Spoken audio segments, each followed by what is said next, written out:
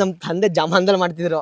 ನಾನೇ ಅಂತೀನಿ, ನಾನ್ ಮಾಡ್ದಂಗ್ ಮಾಡಿದ್ದೆ ನೀನು ಅಂತೀನಿ. ಜನ್ಜಿ ಅಥವಾ ಇವತ್ತಿನ ಜನರೇಷನ್ ಚೆನ್ನಾಗಿದ್ದಾವೆ, ನಾಲೆಜ್ ಜಾಸ್ತಿ ಇದೆ. ವಿಡಿಯೋಗಳಲ್ಲಿ ನಾವು ಹೇಳ್ತಾನೆ ಇದು ಬಯಾಲಜಿಕಲ್ ಬಳಸಿ, ಟ್ರೈಕೋಡರ್ಮಾ ಬಳಸಿ, ಸುಡೋಮೋನಾಸ್ ಬಳಸಿ, ಕನ್ಸಾರ್ಷಿಯಂ ಬಳಸಿ, ಇವನ್ನೆಲ್ಲ ಹೇಳ್ತಾ ಇದ್ವಿ. ನೀವು ಬಳಸ್ತೀರಾ? ಸರ್ ಬಳಸ್ತೀನಿ ಸರ್. ಕನ್ಸಾರ್ಷಿಯಂ ಯಾವ ಬಳಸ್ತೀರಾ ಸರ್? ನಾನು ಆಲ್ಮೋಸ್ಟ್ ರೂಟ್ ಜೆನ್ನು, ಗ್ರೋಫಿಟ್, ವಿಗ್ಗರ್ ರೂಟ್ ಎಲ್ಲ ಬಳಸಿದ್ದೀನಿ. ನಾನು ಯಾವಾಗ ಅದನ್ನೇ ಇಸ್ಕೊಂಡು ಹೋಗ್ತೀನಿ, ಅದೇ ಕೊಡಿ ಅಂತ. ಹೆಂಗಿದೆ ರಿಸಲ್ಟ್ ಅವುಗಳ? ಸಕ್ಕತ್ತಾಗಿ ಸರ್. ಇವರು ಬಳಸ್ತಾರೆ, ನೀವು ಬನ್ನಿ ಹಂಗೆ. ನಿಮ್ಗೆ ಏನ್ ಅನ್ಸುತ್ತೆ? ತೋಟ ತಕ್ಕ ಹೋದ್ರೆ ನಿಮ್ಮವೇ ಬಾಟ್ಲಿ ಇರೋದು. ಸೊ ಹೆಂಗ ಅನ್ಸುತ್ತೆ ನಿಮ್ಗೆ ರಿಸಲ್ಟ್? ಐತೆ ಸರ್. ಸೊ ಏನ್ ಅನ್ಸುತ್ತೆ ಈ ಪ್ರಾಡಕ್ಟ್ ಬಗ್ಗೆ ನಿಮ್ಗೆ ಏನ್ ಅನ್ಸುತ್ತೆ? ಸರ್ ಓಕೆ ಸರ್, ಆಲ್ಮೋಸ್ಟ್ ರೈತರಿಗೆಲ್ಲ ಇನ್ಫಾರ್ಮೇಶನ್ ಕೊಡ್ಬೋದು ಸರ್. ಚೆನ್ನಾಗಿತ್ತು ಪ್ರಾಡಕ್ಟ್, ಆರಾಮಾಗಿ ಬಳಸ್ಬೋದು ಸರ್, ಏನು ಪ್ರಾಬ್ಲಮ್ ಇಲ್ಲ. ಅದು ಕರೆಕ್ಟ್. ಬಯಾಲಜಿಕಲ್ಸ್ ಬಗ್ಗೆನೂ ಅವೇರ್ನೆಸ್ ಬೆಳೀತಾ ಇದೆ ಸರ್, ಬೆಳಿಬೋದು ಸರ್. ಕೆಮಿಕಲ್ಗಳು ಕಮ್ಮಿ ಮಾಡಬೇಕು, ಬಯಾಲಜಿಕಲ್ ಜಾಸ್ತಿ ಬಳಸಬೇಕು ಅನ್ನೋದ್ರ ಬಗ್ಗೆ ಅವೇರ್ನೆಸ್. ಸರ್ ಬಯಾಲಜಿಕಲ್ ಬಳಸ್ಬೇಕೇನಂದ್ರೆ ನಮಗೆ ಭೂಮಿ ಉಳಿಸ್ಬೇಕಂದ್ರೆ ಬಳಸ್ಬೇಕು. ಭೂಮಿ ಕಳಿಬೇಕಂದ್ರೆ ಆಲ್ಮೋಸ್ಟ್ ಬೇರೆದ ಬೆಳೆಸಿದ್ರೆ ಭೂಮಿ ಹೋಗುತ್ತೆ ಸರ್. ಅದು ಕ್ವಾಲಿಟಿ ಹೋಗುತ್ತಲ್ಲ. ನೀವೇನೇ ಕ್ರಾಪ್ ಹಾಕೋರು ಕ್ವಾಲಿಟಿ ಇಲ್ಲ ಅಂದ್ರೆ ಏನ್ ಮಾಡ್ತೀರಾ? ಭೂಮಿ ಮೇನ್ ಕ್ವಾಲಿಟಿ ಅಂತಾನೆ ಬೇಕಾಗಿರೋದು. ನಮ್ ಕ್ವಾಲಿಟಿ ಬೇಕು ಅಂದ್ರೆ ಬಯಾಲಜಿ ಬಿಡ್ಲೇಬೇಕು ನಾವು. ಬಿಟ್ಟಿಲ್ಲ ಅಂದ್ರೆ ವೇಸ್ಟ್ ಅದು ಭೂಮಿ. ನಿಮ್ಗೆ ಅದ್ ರಿಸಲ್ಟ್ ಗೊತ್ತಾಗ್ತಾ ಇದೆಯಾ? ಸರ್ ಗೊತ್ತಾಗ್ತಿದೆ. ನಿಮ್ ತಂದೆ ಮಾಡ್ತಾ ಇದ್ದಕ್ಕೂ ನೀವು ಮಾಡ್ತಾ ಇದ್ದಕ್ಕೂ ವ್ಯತ್ಯಾಸ ಇದೆ? ನಮ್ ತಂದೆ ಜಮಾನ್ದಲ್ಲಿ ಮಾಡ್ತಿದ್ರು. ನಾನೇ ಅಂತೀನಿ, ನಾನ್ ಮಾಡ್ದಂಗ್ ಮಾಡಿದ್ದೆ ನೀನು ಅಂತೀನಿ. ಅವ್ರಿಲ್ಲ, ನಿನ್ನಾಗ ಮಾಡಿಲ್ಲ ಬಿಡಪ್ಪ ಅಂತಾರೆ ಅವ್ರು. ನಿಮ್ ತಂದೆಗೆ ಚಾಲೆಂಜ್ ಆಗ್ತೀರಾ? ನಾನೇ ಚಾಲೆಂಜ್ ಹಾಕಿದೀನಿ. Very good, very good. ಅಂದ್ರೆ ಅವ್ರ ವ್ಯವಸಾಯಕ್ಕೂ ನಮ್ಗೂ ವ್ಯವಸಾಯಕ್ಕೂ ಭಾರಿ ವ್ಯತ್ಯಾಸ ಇದೆ.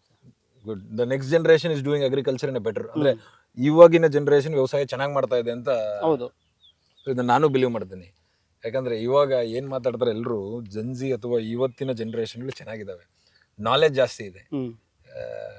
ಸೊ ಬೇಗ ಅಡಾಪ್ಟ್ ಮಾಡ್ಕೊಂತಾರೆ, ವಿಡಿಯೋಗಳು ನೋಡ್ತಾರೆ, ಟೆಕ್ನಾಲಜಿ ತಲೆಯಲ್ಲಿ ಯಾವಾಗ್ಲೂ ಇರ್ತವೆ. ಸೊ ನಿಮ್ಗದು ಡಿಫರೆನ್ಸ್ ಅನ್ಸ ಕುಮಾರ್ ಅವ್ರೆ? ಅಂದ್ರೆ ಬಯಾಲಜಿಕಲ್ ಬಳಸಿರೋದ್ರಿಂದ trichoderma, pseudomonas, vigour root, consortium ಇವೆಲ್ಲ ಬಳಸಿರೋ, ಗ್ರೋಫಿಟ್ ಇವೆಲ್ಲ ಬಳಸಿರೋದ್ರೆ ರಿಸಲ್ಟ್ ಚೆನ್ನಾಗಿ ಅನಿಸ್ತು.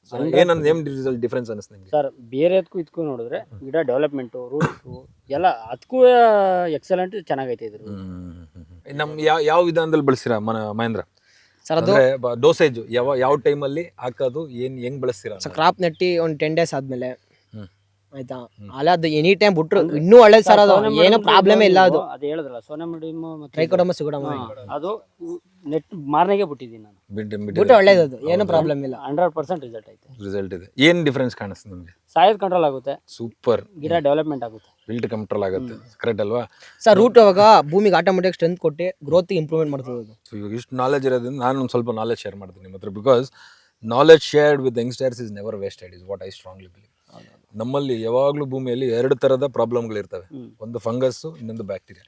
ಏನೇ ರೋಗಗಳು ಬಂದ್ರು ಬ್ಯಾಕ್ಟೀರಿಯಾ, ಫಂಗಸ್ ಇಂದಾನೆ ಬರೋದು. ನೀವು ಯಾವುದೇ ಔಷಧಿ ಅಂಗಡಿಗಳಿಗೆ ಎಲ್ಲೇ ಹೋದ್ರು ಫಂಜಿಸೈಡ್, ಬ್ಯಾಕ್ಟೀರಿಯಾ ಸೈಡ್ ಅಂತಾನೆ ಇರ್ತವೆ. ಫಂಜಿಸೈಡ್ ಮತ್ತೆ ಬ್ಯಾಕ್ಟೀರಿಯಾ ಸೈಡ್ ಇವೆರಡರಲ್ಲೇ ಇರ್ತವೆ. ನೀವು ಇದನ್ನ ಬಯಾಲಜಿಕಲ್ ಮುಖಾಂತರನೇ ಕಂಟ್ರೋಲ್ ಮಾಡಬಹುದು. ಫಂಗಸ್ ಹೇಳಿ ಯಾವ Trichoderma viride is a fungus, vigour root ಅಂತ ಹೇಳ್ತೀವಿ, ಮೈಕೋರೈಜಾ ಅದೊಂದು ಫಂಗಸ್, ಪೆಸ್ಲೋಮೈಸಿಸ್ ಲೈಲೇಸಿಯಂ ಅಂದ್ರೆ ನೆಮಾಶೀಲ್ಡ್ ಅಂತೀವಿ, ಗಂಟು ರೋಗಗಳು ಇವನ್ನೆಲ್ಲ ಕಂಟ್ರೋಲ್ ಮಾಡೋದು ಫಂಗಸ್. ಈ ತರ ಇನ್ನೂ ಸುಮಾರು ಫಂಗಸ್ಗಳಿದೆ. ಇದನ್ನ ಟಾಪಿಕ್ ನಾವು ಟಚ್ ಮಾಡೋದು ಬೇಡ, ತುಂಬ ನಾಲೆಜ್, ತುಂಬ ಇನ್ಫಾರ್ಮೇಷನ್ ಆಗ್ಬಿಡುತ್ತೆ. ಸೊ ಫಂಗಸಲ್ಲಿ ನಾವು ಭೂಮಿಯಲ್ಲಿ ರೆಗ್ಯುಲರ್ ಆಗಿ ಬಳಸಬೇಕಾದ್ರೆ trichoderma viride, VAM, vigour root ಅಂತ ಕರಿತೀವಿ. ಇನ್ನೊಂದು ಪೆಸ್ಲೋಮೈಸಿಸ್ ಲೈಲೇಸಿಯಂ ಅಂದ್ರೆ ನೆಮಟೋಡ್ಗಳನ್ನ ಸಾಯಿಸೋ ಅಂಥದ್ದು, ಗಂಟು ರೋಗಗಳು ಇವುಗಳನ್ನೆಲ್ಲ ಸಾಯಿಸೋ ಅಂಥದ್ದು ನೆಮಾಶೀಲ್ಡ್ ಅಂತ ಕರಿತೀವಿ. ಇವನ್ ಬಳಸಬೇಕಾಗತ್ತೆ. ಇದನ್ನ ಬಿಟ್ಟು ಬ್ಯಾಕ್ಟೀರಿಯಾಗಳಲ್ಲಿ ಒಂದಷ್ಟು ಇರ್ತವೆ. Pseudomonas fluorescens, bacterial blight, bacterial ವಿಲ್ಟ್ನ ಕಂಟ್ರೋಲ್ ಮಾಡುತ್ತೆ ಸೂಡೋಮೋನಾಸ್. ನೀವೇನು ಮಾತಾಡ್ತಿದ್ರೆ ಅದನ್ನ. ಇದು ಬಿಟ್ಟು ನಮ್ಮಲ್ಲಿ ಗ್ರೋಫಿಟ್ ಅಂತ ಬರುತ್ತೆ. ಈ ಗ್ರೋಫಿಟ್ ಅನ್ನೋದ್ರಲ್ಲಿ ಏನಿರುತ್ತೆ ಅಂದ್ರೆ nitrogen, phosphorus, potassium, NPK, consortium ಮೂರನ್ನು ಫಿಕ್ಸ್ ಮಾಡಿ ವಿಲ್ ಟು ಬ್ಲೈಟ್ನ ತಡೆಗಟ್ಟುವಂಥದ್ದು. ಈ ಒಂದು ಬ್ಯಾಕ್ಟೀರಿಯಾನ ಬಳಸೋದ್ರಿಂದನೂ ನಿಮ್ಗೆ ದೊಡ್ಡ ಪ್ರಮಾಣದಲ್ಲಿ ಹೆಲ್ಪ್ ಆಗುತ್ತೆ. ಕರೆಕ್ಟ್ ಅಲ್ವಾ? ಸೊ ಇದನ್ನು ತಾವು ರೆಗ್ಯುಲರ್ ಆಗಿ ಬಳಸ್ತಾ ಇದ್ರೆ ಇನ್ನೂ ಸಖತ್ತಾಗಿ ಮಾಡಿ ಅಂತ ನಾನು ಹೇಳ್ತೀನಿ. ಸೊ ಈಗ ನೋಡಿದ್ರಿ ಅಂದರೆ ಒಂದು 2-3 ಜನರೇಷನ್ ಇಲ್ಲೇ ಕಾಣಿಸ್ತು. ಕುಮಾರಣ್ಣ ಅವರಿದ್ರು, ಅವ್ರ ತೋಟದಲ್ಲಿ ನಿಂತಿದ್ವಿ. ಅವರು ಈ ಡಸಂಟ್ ಹ್ಯಾವ್ ಮಚ್ ನಾಲೆಜ್, ಏನೇನು ಹಾಕಿದ್ದೀವಿ, ಯಾವ ಪ್ರಮಾಣದಲ್ಲಿ, ಯಾವ ಹಂತದಲ್ಲಿ ಏನೇನು ಹಾಕಿದ್ದೀವಿ ಅನ್ನೋದು ನಾಲೆಜ್ ಇರಲಿಲ್ಲ. ಇನ್ನೊಬ್ಬ ಕುಮಾರ್ ಅವರಿದ್ರು, ಹಿ ಹ್ಯಾಸ್ ಬೆಟರ್ ನಾಲೆಜ್. ಯಾವ ಟೈಮ್ ಯಾವುದು ನೈಟ್ರೋಜನ್ ಏನಕ್ಕೆ ಹಾಕ್ತೀವಿ, ಪೊಟ್ಯಾಷಿಯಂ ಏನಕ್ಕೆ ಹಾಕ್ತೀವಿ, ಫಾಸ್ಫರಸ್ ಏನಕ್ಕೆ ಹಾಕ್ತೀವಿ. ನಮ್ಮ ಇನ್ನೊಂದು ಮಹೇಂದ್ರ ಅವರಿದ್ರೆ, ಇವರು ಚಾಟ್ GPT ಇಂದ ಯೂಸ್ ಮಾಡ್ತಾ ಇದ್ದಾರೆ. ಸೊ ಆಲ್ ದ 3 ಜನರೇಷನ್ಸ್ ಇಲ್ಲೇ ಇದೆ ಅಂತ ಅನ್ಕೊಳ್ಳೋಣ.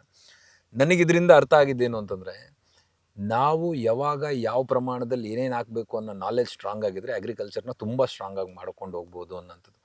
I am taking it more responsible. ನನಗೆ ಸಿಕ್ಕಾಪಟ್ಟೆ ರೆಸ್ಪಾನ್ಸಿಬಲ್ ಅನಿಸ್ತಿದೆ. ಬಿಕಾಸ್ ಈ ವಿಚಾರನ ನಮ್ಮ ವೀಡಿಯೋಗಳು ನಾವು ಮಾಡ್ತಿದ್ದಾಗ ನಮಗೂ ಅನಿಸ್ತು, ಸುಮ್ಮನೆ ವ್ಯೂಸ್ ಬರ್ತಿದೆ, ಶೇರ್ಗಳಾಗ್ತಿದೆ, ಜನ ಇದನ್ನು ಕನ್ಸ್ಯೂಮ್ ಮಾಡ್ಕೊತಾ ಇದ್ದಾರಾ ಅನ್ನೋಂಥದ್ದು ಒಂದು ಚಾಲೆಂಜ್ ನಂಗೆ ಇಲ್ಲೇ ಅನಿಸ್ತು.